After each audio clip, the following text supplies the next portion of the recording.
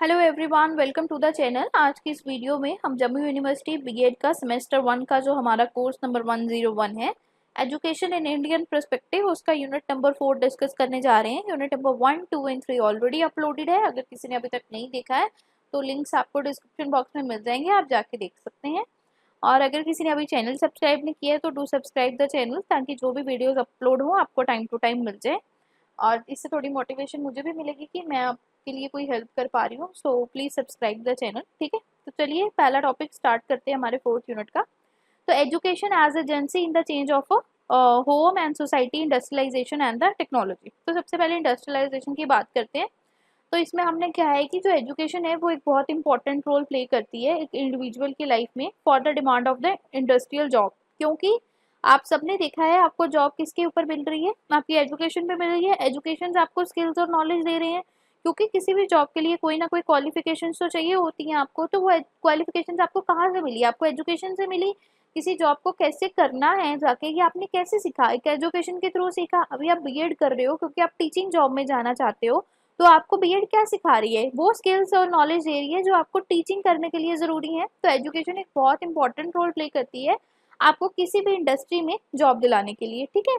Next point is education एक serve करती है as a mean for the individual to climb a social ladder as industrialization create a opportunity for skilled worker to advance economically. Basically आपका इसका कहने का मतलब ये है कि एजुकेशन ही है जो एक इंसान को इस मतलब इस लेवल का बनाती है कि वो इंडस्ट्रियलाइजेशन में जाए, काम करे, उसको स्किल्ड वर्क आए, या फिर इंडस्ट्रियलाइजेशन में जो अपॉर्चुनिटीज क्रिएट होती हैं स्किल्ड वर्कर के लिए, ठीक है।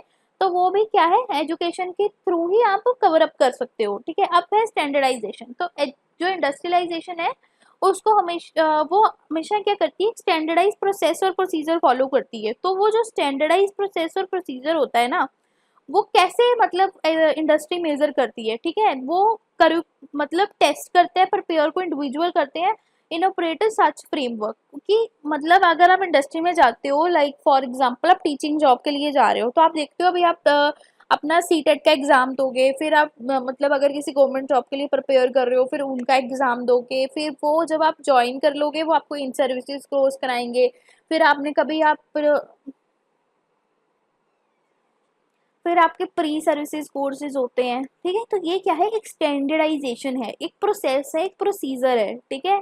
तो ये एजुकेशन सिस्टम है जो उन्होंने करिकुलम बना रखा है या एक टेस्टिंग चीज बना रखी है जो प्रिपेयर कर रही है एक इंडिविजुअल को उस तरीके से काम करने के लिए, ठीक है। अर्बनाइजेशन है। Industrialization led to the migration of people from rural area to urban center. तो जब ऑफिसेज लगते हैं, फैक्ट्री लगते हैं, अब आप जे&के में रहते हो या आप किसी भी स्टेट में रहते हो, आपने देखा होगा कि जो भी हमारे गांव वाली साइड के एरिया होते हैं जो वेल डेवलप नहीं है, वहां से लोग स्पेशली आते हैं एक सिटी सेंटर में ताकि उनको जॉब मिल सके इजीली। अब जैसे आप जे&के में रह रहे हो, आपको लगता है कि अगर यहाँ पे सैलरी कम है तो आप यहाँ से उठ के अपनी ग्रोथ के लिए कहाँ जाते हो, एक ऐसी मेन सिटी हब में जाते हो जहाँ पे बहुत सारी ज्यादा जॉब्स हैं। तो ये क्या हुआ, एक माइग्रेशन हुई लोगों की एक रूरल एरिया की तरफ से अर्बन सेंटर में, ठीक है। तो एजुकेशन है जो वो एक फैसिलिटेट करती है transition by providing urban community with the necessary infrastructure and the human capital. तो एक एजुकेशन ही है जो एक अर्बन एरिया को वैसा बना रही है। अब क्यों? क्योंकि वहाँ पे बहुत सारी फैसिलिटीज हैं, वहाँ का इंफ्रास्ट्रक्चर ऐसा है, वहाँ की ह्यूमन कैपिटल है ऐसी है। आप देखोगे कि अगर आप लाइक हम कहते हैं आप दिल्ली एक हब है जॉब का, ठीक है। अगर आप दिल्ली के कुछ स्पेसिफिक एरिया में जाओगे जहाँ पे इंडस्ट्रीज ही हैं, तो वहाँ पे आपको जितने भी लोग रहने वाले मिलेंगे वहाँ पे कोई ना कोई मतलब उनके पास स्किल होगी, वो बहुत एडुकेटेड होंगे, उनकी कम्युनिटी वैसी होगी और वहाँ के रहने का इंफ्रास्ट्रक्चर भी ऐसे होगा, ठीक है ना। This thing is. अब technology literacy. As industry become more reliant on the technology, education must adapt to impart the technology literacy to individual, assuring that they can navigate and contribute to the technology advancement। तो जैसे जैसे industry grow हुई, industry धीरे धीरे जाके कहीं ना कहीं टेक्नोलॉजी के ऊपर डिपेंड कर रही है, ये आप सबने देखा है, ठीक है ना। तो अब क्या है कि एक एजुकेशन है वो जो आपको अडेप्ट करती है उस टेक्नोलॉजी को सिखाने के लिए, और उसकी वजह से आप क्या करते हो कि एक अच्छी इंडस्ट्री में जा पाते हो क्योंकि आपको वो टेक्नोलॉजी चलाने आनी होती है, ठीक है। Next is specialisation. इंडस्ट्रियलाइजेशन है वो क्या करती है, क्रिएट करती है एक स्पेशलाइजेशन फील्ड, ठीक है। तो एजुकेशन फैसिलिटेट करती है वो specialization by offering the specialized training और एजुकेशन प्रोग्राम। लाइक अभी जैसे कि हमने कहा अब टीचिंग जॉब में आपने मोस्ट ऑफ द टाइम देखा होगा कि जब भी कोई वैकेंसी निकलती है, जॉब किसी भी टीचर की क्यों ना हो, वहाँ पे लिखा होता है डिजायरेबल कंप्यूटर स्किल्स, ओके। तो अब आप उस स्पेशलाइजेशन को कैसे लेते हो, आप कोई कोर्स सीखोगे, क्या पता किसी ने 6 मंथ 1 मंथ 2 मंथ कोई कंप्यूटर कोर्स किया हो कि जिससे उसको कंप्यूटर चलाना आए, और वो क्या करे जाके कंप्यूटर अपनी स्किल दिखा सके कि भाई ये मेरे पास एक्स्ट्रा एक स्पेशलाइजेशन है। या कोई अपना इंग्लिश की किसी ने स्पेशलाइजेशन कर रखी है, किसी ने आर्ट एंड क्राफ्ट की कर रखी है, तो कोई एक्स्ट्रा ट्रेनिंग देना, फैसिलिटेट प्रोवाइड करना, ताकि आप उस फील्ड में अच्छे से ग्रो अप कर सको। लेबर राइट्स एंड रेगुलेशन, तो एक एजुकेशन ही है जो इंडिविजुअल को अंडरस्टैंड कराती है कि भाई उसके रूल क्या है, उसके राइट्स क्या हैं, ठीक है, और वो कैसे अपने आप को फेयर ट्रीटमेंट दिलवा सकती है और सेफ वर्क कर सकती है किसी भी इंडस्ट्रियल सेटिंग में, ठीक है। अगर आप पढ़े लिखे नहीं हो, तो जैसे कि जो लोग ज़्यादा पढ़े लिखे नहीं होते, फॉर एग्जांपल आप सोचो कि आप एक इंडस्ट्री में या कहीं काम करते हो, वहाँ पे एक वेल एजुकेटेड एम्प्लॉई है, ठीक है, और well educated in the sense कि किसी अच्छी पोजीशन में है और उसने ग्रेजुएशन पोस्ट ग्रेजुएशन कर रखी है, और वहीं पर एक एम्प्लॉई है जो as a security guard job कर रहा है और उसकी qualification of the job 12th है। ये नहीं है कि वो पढ़ा लिखा नहीं है, वो पढ़ा लिखा है, but as compare to this person वो कम पढ़ा लिखा है। अब किसको ज़्यादा रूल एंड रेगुलेशंस पता होंगे, उस इंसान को पता होंगे जो एजुकेशन में बड़ा एम्पावर है, ठीक है, जिसको ज़्यादा एजुकेशन की नॉलेज है। तो एक इंडिविजुअल को उसके रूल्स एंड रेगुलेशंस की मतलब नॉलेज कौन दे रहा है, या वो रूल एंड रेगुलेशन भी इंडस्ट्री के कौन पढ़ा रहा है, वो इंसान पढ़ा रहा है जो एडुकेटेड है, ठीक है ना। तो ऐसा नहीं है कि उस सिक्योरिटी गार्ड को उसके रूल एंड रेगुलेशन नहीं पता, पता है, but as compare to this person हो सकता है कि उसे कम लेवल पे पता हो। The next thing is entrepreneurship. तो एजुकेशन क्या है, आप में स्किल्स लाती है, आपका ऐसा माइंड सेटअप बनाती है, या आप में क्रिटिकल थिंकिंग या आप में न्यू स्किल्स को एडवांस करती है, जिससे आप क्या करते हो, अपना बिजनेस भी खड़ा कर सकते हो और एंटरप्रेन्योर बन सकते हो, लोगों को फैसिलिटी दे सकते हो कि वो आपके अंडर आके काम करें, ठीक है। एनवायरमेंटल अवेयरनेस, ठीक है। अब क्या है, इंडस्ट्रियलाइजेशन में बहुत सारी चीजें ऐसी होती हैं जो आपके एनवायरमेंट को हार्म करती हैं। अब इन चीजों को कौन बता रहा है आपको, एक एजुकेशन है जो आपको सिखा रही है कि अगर आप अपनी इंडस्ट्री में ये केमिकल यूज कर रहे हो तो इससे इंडस्ट्री को ये हार्म हो रहा है, ह्यूमन सॉरी इन्वायरमेंट पे ये हार्म हो रहा है, आपकी ह्यूमन हेल्थ पे ये हार्म हो रहा है, और आपको उनको कैसे रिड्यूस करना है और कैसे सस्टेनेबल वे में यूज करना है कि एनवायरमेंट भी सेफ रहे और आपकी इंडस्ट्रीज एक्टिविटीज भी प्रॉपरली होती रहे। The next thing is a cultural shift. Education क्या करती है, कल्चरल शिफ्ट लेके आती है एक सोसाइटी में by challenging the traditional norms and value, promoting a new ideas and ideologies to align with the changing industrial landscape। अब आपने देखा cultural shift in the sense of कि पहले कहीं ना कहीं जब कंप्यूटर नहीं होते थे या इतने पॉपुलर नहीं होते थे, तो सारे रिकॉर्ड्स रजिस्टर्स पे मेंटेन होते थे, ठीक है ना। आपके पास जब फोन नहीं होते थे या कुछ ऐसे एप्स नहीं होते थे जिन पे आप नोट्स बना सको, तो आप बहुत सारी चीज़ों को क्या करते थे, कहीं नोट डाउन करते थे नोटबुक में, या पुराने ज़माने की बात करते हैं, आपने देखा होगा कि जब हम छोटे होते थे तो उस टाइम क्या होता था कि घर वालों के पास फ़ोन नहीं होते थे, लैंडलाइंस यूज़ करते थे आप लोग। तो उस टाइम सारी दुनिया के नंबर कहाँ लिख के रखते थे पेरेंट्स, आपके एक डायरी पे लिख के रखते थे। तो क्या हुआ कि धीरे धीरे जब फोन आए, आपकी फोन बुक में सब कुछ स्टोर होने लग पड़ा। तो एक एजुकेशन से वो चीज आई, एक एजुकेशन ने एक नया कल्चरल शिफ्ट लेके आई, क्योंकि इंडस्ट्रियल आइडियाज आए, इंडस्ट्रियल ने एक ग्रोथ की, इंडस्ट्रियल के ग्रोथ से क्या हुआ कि एक शिफ्ट आ गया, एक न्यू, वो ट्रेडिशनल नॉर्म्स हट गए, एक ट्रेडिशनल चीजें हटी और न्यू आइडियाज के वे में आप जाने लग पड़े। अब जिन लोगों को आज के डेट में भी फोन नहीं चलाने आते या आते भी हैं, उनके पास इवन मोबाइल फोन भी है, बट आपने देखा होगा कि अगर आपके दादा दादू बहुत पुराने जमाने के वो फोन है इवन अगर यूज भी कर रहे हैं, तो मे बी उनको हैबिट हो कि डायरी में ही वो अभी फोन नंबर लिखना प्रेफर करते हो, ना कि सारे फोन नंबर, इवन के फोन इसमें मोबाइल पे स्टोर करने के बाद भी वो वहां लिखना प्रेफर करते हो। तो क्या एक एजुकेशन ने एक इंडस्ट्रियल को शिफ्ट ला के दी, और हम लोगों ने हमारे आइडियाज को भी शिफ्ट करके एक न्यू एरा की तरफ चले। This thing is this. Now next, technology क्या है, टेक्नोलॉजी में कैसे एजुकेशन का हुआ, एजुकेशन ने क्या किया, इंडिविजुअल को स्किल अप किया, ठीक है, नेसेसरी स्किल्स के साथ कि कैसे तुम्हें डिजिटल टेक्नोलॉजी को यूज़ करना है। एक इंडिविजुअल को इतना बनाया कि वो एक सारे डिजिटल डिवाइसेस को यूज़ कर सके, ठीक है, और एक उसने इंडिविजुअल को अनेबल किया कि वो पार्टिसिपेट करे अपने डिजिटल इकोनॉमी में और सोसाइटी में। इनोवेशन हुई, एजुकेशन ने innovation, creativity, problem solving, critical think लाई एक इंसान के अंदर, जिसकी वजह से टेक्नोलॉजी में एडवांसमेंट हुई। अब एआई आ चुकी है, तो कौन लेकर आया है इसको? हम ह्यूमन बीइंग्स ने बनाया, हमारे आईटी इंडस्ट्री में काम करने वाले इंजीनियर्स ने बनाया। कैसे बनाया? एजुकेशन के थ्रू सीखा और बनाया। लाइफ लॉन्ग लर्निंग है एक ये, ठीक है। टेक्नोलॉजी में एडवांसमेंट आती जा रही है। पहले बटन वाला फोन था, अब टच स्क्रीन फोन है, अब कल को जाकर कहीं वो इनविजिबल कोई वो ट्रांसपेरेंट फोन आ जाएगा। तो लाइफ लॉन्ग लर्निंग हैबिट है एक एजुकेशन की टेक्नोलॉजी में सीखना थ्रू आउट द लाइफ, ठीक है। अब next is a global connectivity. इस टेक्नोलॉजी ने हमें फैसिलिटेट किया कि हम ग्लोबली कनेक्ट कर सके, लोगों के साथ इंटर कल्चर एक्सचेंज कर सके। तो एजुकेशन ने हमें इस लाइक बनाया कि वो टेक्नोलॉजी हमें प्रोवाइड कराए एसेस, ताकि हम डिफरेंट रिसोर्सेज या डिफरेंट अपॉर्चुनिटी से ग्लोबली अवेयरनेस ले सके और कोलैबोरेट कर सके। रिमोट लर्निंग है, टेक्नोलॉजी की हेल्प से आप रिमोटली कहीं पे भी बैठ के सीख सकते हो एजुकेशन को, ठीक है। डाटा लिटरेसी है।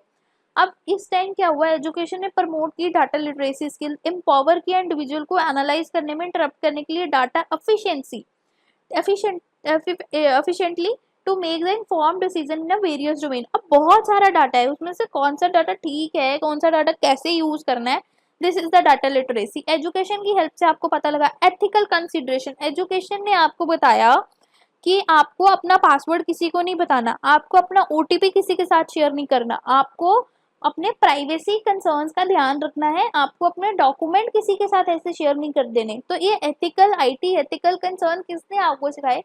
एजुकेशन ने आपको सिखाए, ठीक है। डिस्ट्रप्टिव इनोवेशन, टेक्नोलॉजी ने इनोवेशंस की रीशेप किया इंडस्ट्री को। एजुकेशन ने प्रिपेयर किया एक इंडिविजुअल को उन चीज़ों को अडेप्ट करने के लिए, उन चीज़ों पे मतलब उन चीज़ों को अपनी लाइफ में लेके आने के लिए, उन इनोवेशंस को अपनी लाइफ में यूज़ करने के लिए। डिजिटल सिटीजनशिप, एजुकेशन ने प्रमोट किया responsible digital citizenship in teaching individual how to engage ethically, safely, respectfully in the online space while navigating the digital rights and the responsibilities, ठीक है। टेक्नोलॉजी इंटीग्रेशन, एजुकेशन ने integrate की technology को हर एक area में। Teaching में आज education ने आप सिंपल सुनो, अब टीचिंग में आज की डेट में टेक्नोलॉजी यूज हो रही है, इंडस्ट्री में आज की डेट में टेक्नोलॉजी यूज हो रही है, हर जगह कहीं ना कहीं टेक्नोलॉजी यूज हो रही है। तो इट्स हेल्प ऑफ एजुकेशन ने इंटीग्रेट किया टेक्नोलॉजी को डिफरेंट डिफरेंट जगहों पे। The next topic is the characteristics of a Indian contemporary society, ठीक है। characteristic क्या है एक इंडियन contemporary society के? तो सबसे पहले यहाँ का हमारा characteristic है कास्ट सिस्टम। इंडिया एक ऐसी सोसाइटी है जहाँ पे बहुत सारे डिफरेंट ग्रुप्स हैं, ठीक है, बेस्ड अपॉन द कास्ट। अब क्या है कि कास्ट लाइक यहाँ पे मतलब हम कहते हैं डिफरेंट डिफरेंट कास्ट के पीपल हैं। अब आपने देखा होगा कि यहाँ पे जो है मोस्टली पुराने जमाने के लोग क्या प्रेफर करते थे कि अब अभी भी करते हैं, ठीक है ना, कि इंटर कास्ट मैरिज नहीं होनी चाहिए, अपनी कास्ट में ही हम लोगों की शादी करेंगे। और वो एक सिमिलरली हेरिडेटरी ऑक्यूपेशंस को भी फॉलो करते थे। लाइक कि हम कहते हैं कि लाइक किसी स्पेसिफिकली कास्ट को अगर हम देखें पुराने जमाने में, जैसे हम कहते थे कि ये ब्राह्मण्स हैं, तो ब्राह्मण लोग क्या करते थे, पूजा पूजा वाले कामों में ज्यादा रहते थे, ठीक है ना, पाठ पूजा पंडित वाला काम करते थे। तो एक हेरिडेटरी ऑक्यूपेशंस को भी उनको मतलब कि वो फॉलो अप करते थे। तो ये कास्ट थी जो वो अरेंज करती थी एक hierarchical based on a social status while the system varies, ठीक है। It remains a strong intuition especially in the rural areas. देखो मैंने कहा ना आज के डेट में तो अब चेंज हुआ, बट रूरल एरियाज में अभी भी ये फॉलो अप किया जाता है कि like on the basis of the caste system वो क्या करते हैं, कुछ पीपल्स को डिवाइड कर देते हैं, अपने ही कास्ट में लोगों की शादी कराते हैं, और उनका ये है कि अगर हम इस कास्ट से बिलोंग करते हैं तो हम ऐसा ही काम करेंगे, ठीक है ना। तो ये हमारा एक क्या था, कैरेक्टरिस्टिक्स था इंडियन कंटेम्परेरी सोसाइटी का। The next is a class system. तो वैसे जैसे क्लास सिस्टम था उसी तरह एक क्लास सिस्टम था। क्लास सिस्टम ये नहीं होता था कि तुमने किस कास्ट में जन्म लिया, का क्लास सिस्टम होता था कि तुम क्या ऑक्यूपेशन कर रहे हो। Like it's people dividing on the basis of the class they are working on, such as कि प्राइमरी सेकेंडरी और टेरिशरी आपने पढ़ा होगा कि फार्मिंग है, इंडस्ट्री है या फिर किसी एक्स्ट्रा सर्विसेज में है, तो उन मतलब कि इन अगर आप किसी को ऑक्यूपेशन के बेसिस पे डिवाइड करो तो इट्स अ क्लास सिस्टम। तो हमारे कंटेम्परेरी इंडिया के कैरेक्टरिस्टिक्स में एक क्लास सिस्टम भी आता है। फिर आता है हमारा फैमिली स्ट्रक्चर। सो फैमिली जो होती है इंडिया में वो ट्रेडिशनली आपस में जॉइंट फैमिलीज में रहती हैं, बट अर्बनाइजेशन और मॉडर्नाइजेशन ने क्या किया, न्यूक्लियर फैमिली लेके आए। अगर आपने अपने कभी पेरेंट्स से सुना हो या अपने ग्रैंड पेरेंट्स से सुना हो, वो हमेशा कहते हैं कि भाई हम तो सभी इकट्ठे होके रहते थे, हमारी फैमिली में तो 15-15 20-20 लोग रहते थे, तो हम जॉइंट फैमिलीज में रहते थे। बट अगर आज की डेट में आप देखो तो मोस्ट ऑफ द फैमिलीज आपको न्यूक्लियर मिलेंगी कि सिर्फ आप और आपके पेरेंट्स ही रहते होंगे। तो ये जो अर्बन फैमिलीज थी, इनमें क्या आया, new role for the man and the women, rural families often sticks to the traditional norm. तो अब अर्बन फैमिलीज के अपने न्यू रूल्स बन गए, बट वो जो पुरानी रूरल फैमिलीज हैं वो अभी भी उन ट्रेडिशनल को ही फॉर्म अप करती आ रही हैं। आपने आज की डेट में देखा होगा कि अगर आप किसी गांव में जाओ और वहां पे बहुत सारे मतलब 15-20 लोग या एक बहुत सारी फैमिलीज इकट्ठे होकर जॉइंट फैमिली में रह रही हैं, तो वहां की वुमेन आज भी काम करने नहीं जाती होंगी। मे बी जाती हो but most of the cases में नहीं जाती होंगी। वहां पे सारे आदमी लोग काम करने जाते होंगे, कमाते होंगे, घर पे लेके आते होंगे, डिवाइड करके खाते पीते होंगे। बट अगर आप आज की डेट में देखो, आप न्यूक्लियर फैमिली में रहते हो तो हस्बैंड वाइफ दोनों जॉब करते हैं, आपके mother father most of the cases में दोनों जॉब करते हैं। तो दिस इज द चेंज, ठीक है। रिलीजन बेसिस पे हमारा इंडिया डिवाइड हुआ, रिलीजनली इंटीग्रेट किया इंडिया ने अपने आप को डेली लाइफ में, इन्फ्लुएंस किया everything from major life event like a birth and marriage to a mundane activities like food preparation. It also serve as a social glue connecting individual and a community across the regions. अब क्या होता है reason में, देखो आप मुस्लिम reason से belong करते हो, आप सिख रीजन से बिलोंग करते हो, on the basis of the religion भी लोग साथ में जुड़े रहे। अब कैसे जुड़े रहे कि आपने देखा होगा कि गुरुपुरब पे सारे लोग गुरुद्वारा जाते हैं, तो वहां पे उनको अपनी कम्युनिटीज के कितने लोग मिलते हैं। ईद पे लोग मस्जिद जाते हैं, वहां पे उनको अपनी कम्युनिटी के कितने लोग मिलते हैं। दिवाली पे आप मंदिर जाते हो, वहां पे आपको कितने लोग मिलते हैं। कुछ क्रिसमस पे आप चर्च जाते हो, ठीक है ना, तो उनको अपनी कम्युनिटी के लोग मिलते हैं और वो उनको कनेक्ट करके रखती हैं, ठीक है ना, उनके तरीकों को कनेक्ट करके रखती हैं। वहां पे कनेक्शन होता है कि अच्छा सिख की जब शादी होती है गुरुद्वारे में जाकर होती है, मोस्ट ऑफ द शादियां दिन में होती हैं, ठीक है ना। तो उस तरह से हिंदुओं की शादियां होती हैं मंदिरों में होती हैं, या वो अपने कहीं किसी तरह अलग से शादी करते हैं। तो दिस इज द थिंग जो एक रिलीजन बेसिस पे काम कर रही है। प्लूरलिज्म, इंडियन सोसाइटी जो है वो क्या करती है, प्लूरलिज्म पे काम करती है, लो करती है इंडिविजुअल को और ग्रुप को फॉलो करने के लिए उसके on traditions and belief. This concept rooted in the Hindu philosophy emphasizes self determination and the acceptance of a diverse perspectives, ठीक है, यूनिटी इन डाइवर्सिटी है यहाँ पे। डिस्पाइट कि यहाँ पे बहुत सारी कास्ट हैं, बहुत सारे कल्चर हैं, बहुत सारी लैंग्वेजेस हैं, बहुत सारे रिलीजन्स हैं यहाँ पे, बट तब भी सेंस ऑफ यूनिटी है among the Indians. People take a pride in the nation identity, national identity, while respecting the other culture and their different. अब तभी भी सब हम मिलजुल के साथ में इंडिया में रह रहे हैं ना, ठीक है। सोशल सर्टिफिकेशन, सोसाइटी है जो सर्टिफाइड है based upon the caste and the class with a certain group enjoying their higher social status and privileges. While there have been efforts to address the social inequality, these divisions still influence many aspects of a life, ठीक है। तो ये चीजें कहीं ना कहीं भी influence करती हैं अभी भी। अर्बन रूरल डिवाइड, ठीक है, urban area tend to be more influence, urban area में ज्यादा मॉडर्नाइजेशन और ग्लोबलाइजेशन है, जिसमें चेंज ऑफ अ लाइफस्टाइल या फैमिली स्ट्रक्चर ज्यादा है, बट कि in contrast of the rural area वो अभी भी ट्रेडिशनल प्रैक्टिस और सोशल स्ट्रक्चर को ही फॉलो अप करता आ रहा है। Gender role, despite progress in women's right, traditional gender role persist in many parts of India, ठीक है, पर्टिकुलरली इन रूरल एरियाज आज भी वुमेन को डिस्क्रिमिनेट किया जाता है, लिमिटेड अपॉर्चुनिटी मिलती है एज कम्पेयर टू द, अगर आप किसी अच्छी मतलब कि अर्बन एरिया में रह रहे हो। एजुकेशन एंड मॉडर्नाइजेशन, एजुकेशन ने बहुत इंपॉर्टेंट रोल प्ले किया एक एटीट्यूड को चेंज लाने में, अपॉर्चुनिटी देने में इंडियन सोसाइटी में, असेस देने के लिए एजुकेशन का increasingly particular among the marginalise community and these potential for the social mobility and the change, these therefore disparities in the sense to the quality education remain a challenge, ठीक है। अब role और responsibility क्या है teacher की इन a community, community में क्या role है रिस्पॉन्सिबिलिटी है टीचर की। तो टीचर हेल्प करती है कम्युनिटी मेंबर को अंडरस्टैंड करने के लिए उसके राइट्स, उसकी ड्यूटीज, उसकी एक्टिविटीज, ठीक है। टीचर डेमोस्ट्रेट करती है या टीचर बच्चे को सिखाती है good values like honesty, cooperation, hard work, serving as a role model for the other. ठीक है, वो एज अ रोल मॉडल दूसरों के लिए काम करती है।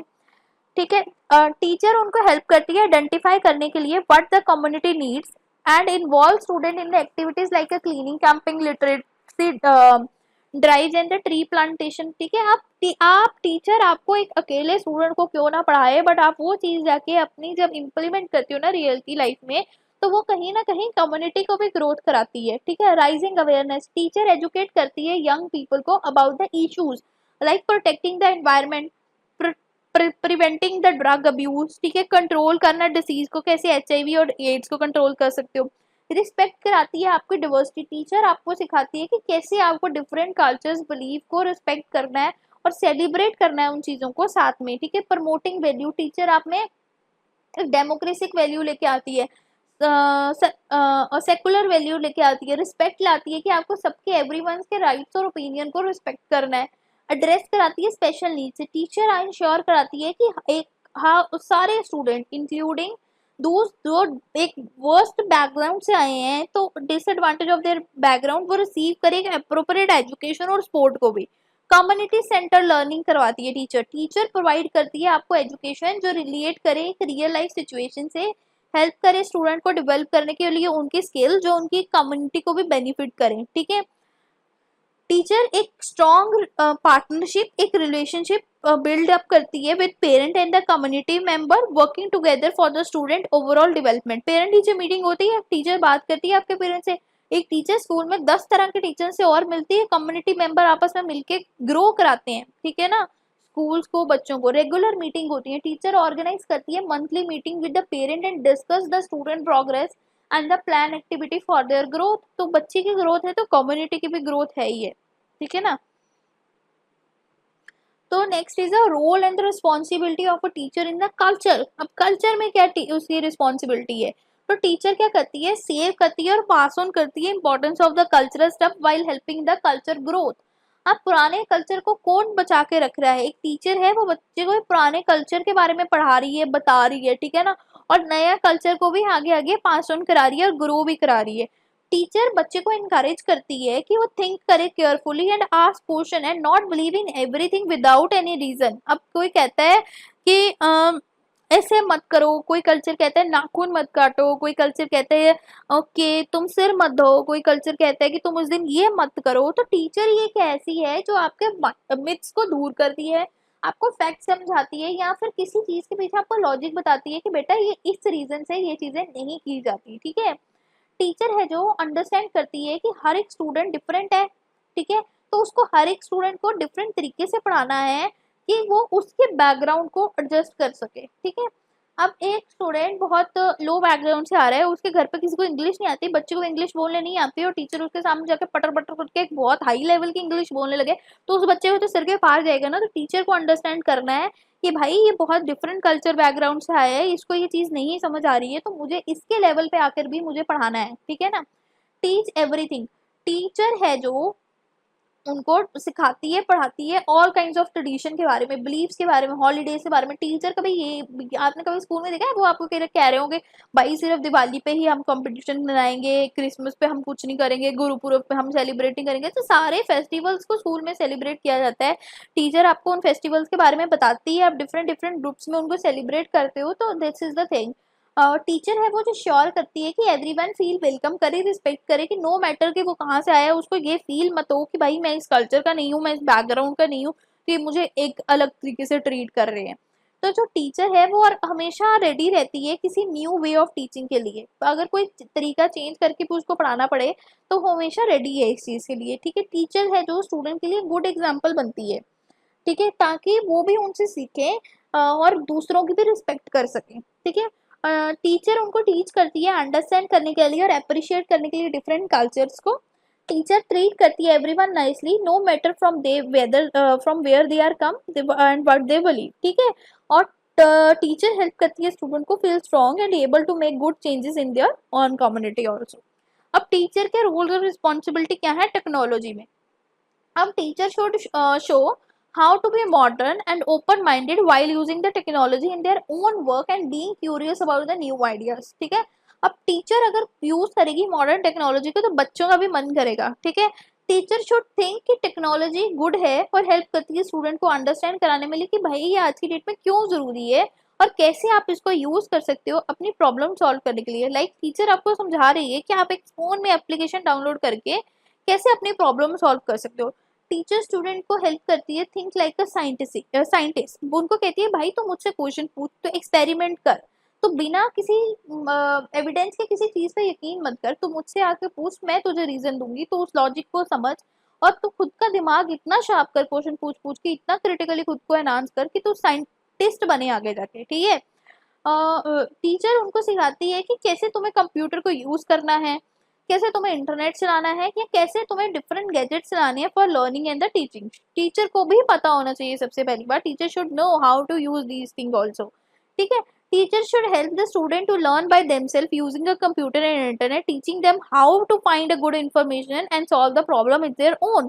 कि अगर तुम्हें आज कोई चीज नहीं आ रही है और तुम उसको पढ़ के जाना चाहते हो तो तुम घर से ही उसको कैसे पढ़ के जाओगे, तुम सीख कर जाओ उसको इंटरनेट की हेल्प से।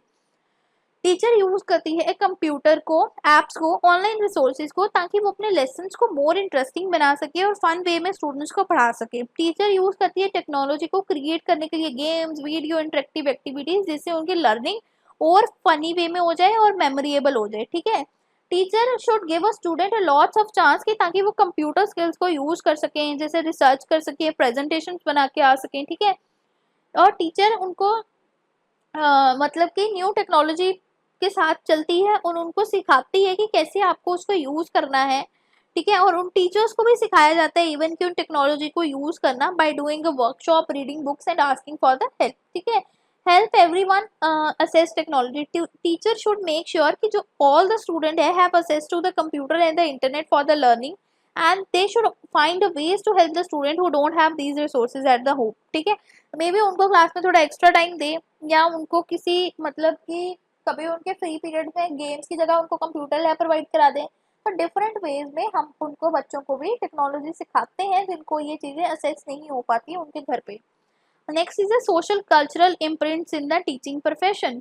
अब टीचर है वो एनकाउंटर करती है स्टूडेंट को from the various culture background, each bringing unique perspective, values and communication style to the learning environment. ठीक है, अब टीचर डिफरेंट डिफरेंट स्टूडेंट से मिलती है, हर एक इंसान डिफरेंट बैकग्राउंड से आता है, हर एक की डिफरेंट ब्रिंगिंग होती है, डिफरेंट वैल्यूज होती है और उनका डिफरेंट कम्युनिकेशन स्टाइल होता है। तो टीचर क्या है, ये सोशल प्रिंट्स हैं एक टीचिंग टेक्नोलॉजी में। तो टीचर उनसे उन सब चीजों से एनकाउंटर कर रही है और एक डाइवर्सिटी लेके आ रही है क्लास में भी। ठीक है, उन सबके साथ चल रही है। टीचर में undergo the training to develop a cultural sensitivity and awareness, enabling them to navigate diverse culture contexts and communicate efficiently with the student and the families। ठीक है, टीचर जो है वो क्रिएट करती है करिकुलम मटेरियल इस तरह से ताकि वो कल्चरल डिवर्सिटी को रिफ्लेक्ट कर सके और किसी भी मतलब कि ऐसी चीज को वो डिसरिस्पेक्ट ना करे जो किसी स्पेसिफिकली बैकग्राउंड में होती हो,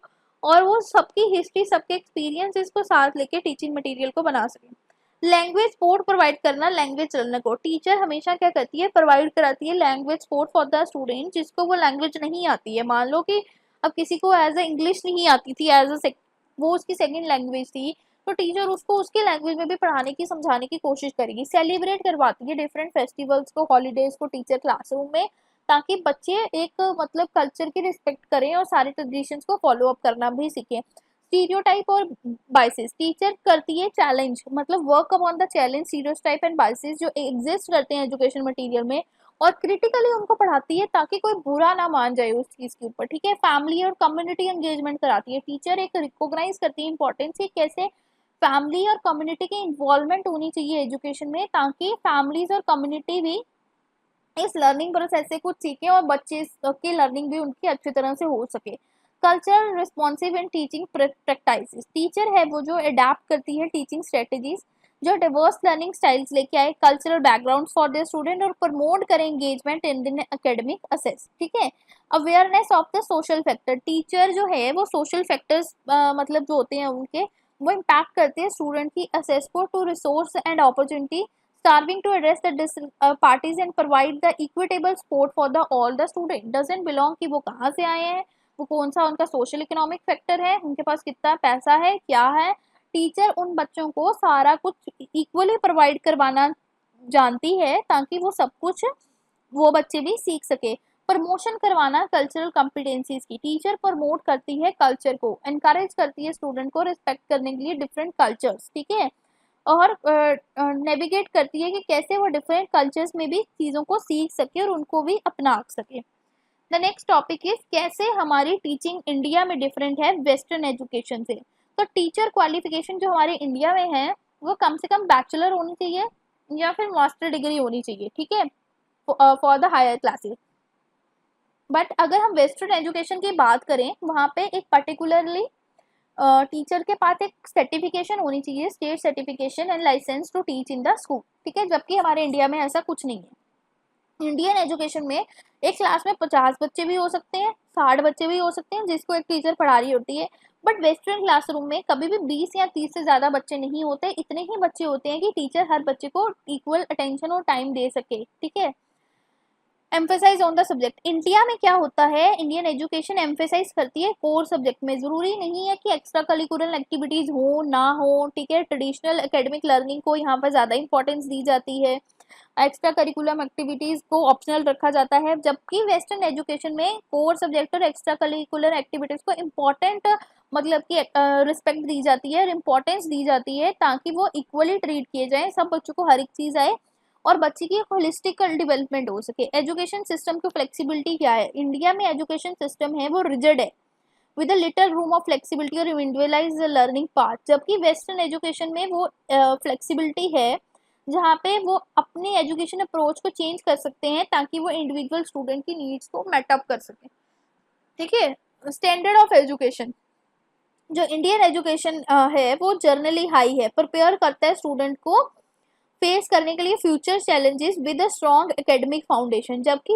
वेस्टर्न जो है वो फोकस करता है on high standard with a curriculum design to ensure that every student pass through the education system. वो सिर्फ इतना कहते हैं कि भाई तू एजुकेशन सिस्टम से पास हो जाए, तुझे कल को नौकरी मिले या ना मिले, तू आगे अपनी लाइफ के चैलेंजेस को फेस कर सके या ना कर सके, वो मेरा काम नहीं है। बट इंडियन एजुकेशन बच्चे को ऐसा बनाता है कि वो अपने लाइफ के फ्यूचर के चैलेंजेस को भी आगे जाके फ्रेमवर्क कर सके। मैथमेटिक्स के रिक्वायरमेंट, यहाँ पे इंडिया में मैथमेटिकल रिक्वायरमेंट है 10th क्लास तक, उसके बाद बच्चे की मर्जी है वो पढ़ना चाहता है या नहीं पढ़ना चाहता। बट अगर हम वेस्टर्न एजुकेशन की बात करें वहाँ पे ये एक एज ए ऑप्शनल सब्जेक्ट है, स्टूडेंट की मर्जी है उसको पढ़ना है कि नहीं पढ़ना, ठीक है।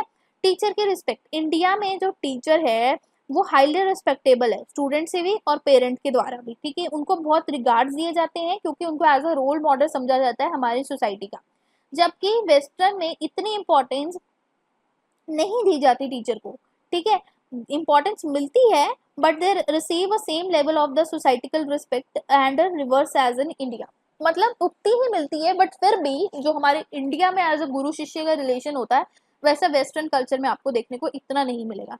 करिकुलम अलाइनमेंट, ठीक है, इंडियन जो कल्चर्स है वो डिजाइन किए गए हैं हेरेरिकल मैनर में with upgrade material building up upon the concept of introduction of lower class. आपने देखा होगा आप जब क्लास 6 में थे आपने नंबर सिस्टम पढ़ा, 7th में गए फिर नंबर सिस्टम पढ़ा, 8th में गए फिर नंबर सिस्टम पढ़ा, 9th में गए फिर नंबर सिस्टम, और आप 12th तक या कॉलेज तक नंबर सिस्टम को पढ़ते ही आ रहे थे। क्या चेंज हुआ, सिर्फ चीजें बढ़ती गई बढ़ती गई बढ़ती गई, एक लोअर कंसेप्ट के ऊपर चीजें अपग्रेड होने लगी, ठीक है। This is the Indian curriculum. Western curriculum में not a necessary have a such direct alignment between the grade level, वहां पे क्या है डिफरेंट अप्रोच है अकॉर्डिंग टू द नीड, वो कुछ भी पढ़ाएंगे आपको, ठीक है, ऐसा नहीं है कि 6th में ये पढ़ा तो 7th में भी आप ये पढ़ोगे, शायद ना पढ़ो। टीचिंग अप्रोच की अगर हम बात करें इंडियन एजुकेशन में जो अप्रोच है वो एम्फेसाइज करती है एकेडमिक परफॉर्मेंस पे through the reading and the memorisation of a study material, कि भाई बच्चे ने लिखा कैसे पेपर में उसको आता कैसे है। बट जबकि वेस्टर्न एजुकेशन फोकस करता है understanding the concept critical thinking और क्रिएटिविटी, कि बच्चे ने समझा कितना, वो लिख के कैसा आया है पेपर में रट्टा मार के उनको कोई मतलब नहीं है, उसको समझ कितनी है टॉपिक की वो उस चीज पे फोकस आउट करते हैं, ठीक है। सो स्कूल मैनेजमेंट, इंडिया में जो पब्लिक स्कूल्स इन इंडिया है वो रन करते हैं बाय द गवर्नमेंट में suffer from the poor management and the infrastructure leading to the preference for the private school, आपने ये सबने देखा ही है। जबकि हमारे वेस्टर्न कल्चर में पब्लिक स्कूल है जो particularly in the US, are the typically well managed with a better infrastructure and the facilitate for the student. Examination structure, India का जो एग्जामिनेशन स्ट्रक्चर है, एग्जामिनेशन जो है वो रेगुलरली फीचर जो इंडिया एजुकेशन पे है, वहाँ पे student across all the grade required to sit for the exam, सबको बैठना ही बैठना है. But in the US formal examination may not be conducted for the lower grade with assessment becoming for the pre relevant in the higher grades. Okay, अब वहाँ पे क्या होता है कि वहाँ पे जो लोअर लेवल के बच्चे होते हैं ना, उनके क्रिटिकल थिंग्स पे, उनके कंसेप्ट के ऊपर उनको जज किया जाता है. ठीक है, उनको कितना आता है कितना नहीं आता, उनके पेपर नहीं होते वहाँ पे बैठ के. जैसे हमारे इंडिया में ही नर्सरी क्लास से ABCD का भी पेपर लेने लग पड़ते हैं, वहाँ पे ऐसी चीज़ें नहीं होती है. स्टूडेंट का बुक लोड कैसा होता है, इंडियन जो एजुकेशन सिस्टम है, वो इंडियन स्टूडेंट है, वो रिगार्डलेस वो कौन सी बुक क्लास में पढ़ रहे हैं, वो हमेशा बड़ी बड़ी किताबें लेके जाते हैं. ठीक है, स्टडी मटेरियल लेके जाते हैं स्कूल एवरीडे. बट यूएस में क्या होता है, जो मतलब कि बुक्स जो स्टूडेंट्स होते हैं वो हमेशा लाइटर बुक लोड होता है उनके पास, लेस एम्फेसाइज करते हैं carrying a multiple text book daily. तो उनका कुछ होता है कि या तो वो छोटे बच्चे को बिना बुक्स के पढ़ाएंगे, या उनको बुक्स वहीं मिलेंगी स्कूल पे, या फिर उनकी बुक्स इतनी मोटी भी नहीं होती हैं और उन्हें रोज हर किताब को साथ स्कूल लेके जाने की नीड नहीं होती है. The next thing is a globalization and technology impact. India में जो ग्लोबलाइजेशन है और टेक्नोलॉजी की एडवांसमेंट है in teaching profession is involving to become more similar to the western model. ठीक है, बट कुछ हद तक अभी भी कम है. Western influence including a globalization technology advancement और shaping the education practices in both Indian and west. अभी आप देखो हमारे इंडिया में अभी भी पेपर ऑनलाइन नहीं होते बच्चों के, वही नोटबुक्स कॉपीज में होते हैं, या कुछ उस तरह से नहीं होते जैसे बाहर की कंट्रीज में होते हैं. बाहर की कंट्री वेस्टर्न एजुकेशन क्या करती है, बच्चों के टेस्ट उनके कईयों के कंप्यूटर्स पे ही हो जाते हैं. तो ये चीज़ अभी भी हमारे इंडिया में इतनी नहीं आई, जबकि वहाँ पे टेक्नोलॉजी बहुत ज़्यादा इन्वॉल्व है एजुकेशन में. इंडिया में है but as compare to western countries अभी भी थोड़ी कम है. तो इसी के साथ हमारा यूनिट नंबर 1 कंप्लीट होता है. इसका एक टॉपिक पेंडिंग है हमारा, वो मैं आपको सेपरेट वीडियो में पढ़ा दूंगी, डीकोलोनाइजेशन वाला. ठीक है, अगर आपको वीडियो पसंद आई है, वीडियो को लाइक करो, चैनल को सब्सक्राइब करो. यूनिट नंबर 1, 2 एंड 3 के नोट्स ऑलरेडी अपलोडेड हैं, तो जाइए वीडियो को वॉच कीजिए और सीखिए. और बचा कुचा जो एक टॉपिक है वो मैं आज ही अपलोड कर दूंगी उसकी वीडियो भी. सो बाय बाय एवरीवन, मिलते हैं एक नई वीडियो के साथ.